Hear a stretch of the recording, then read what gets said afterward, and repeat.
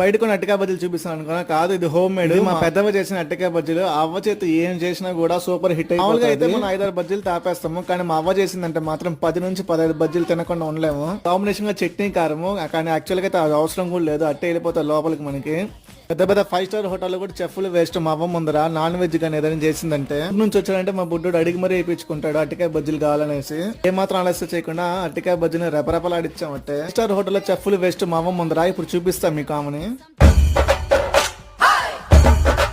పెద్దవ్వ ఈమె చేతి వంట తిన్నారంటే ఇంకా అదే కావాలంటారు, ఎందుకని తెలియదు. కానీ ఈ జేజవ్వ అయితే హాల్లో నుంచి బయటకు వెళ్ళిపోతుంది, నెక్స్ట్ పార్ట్ లో చెప్తా.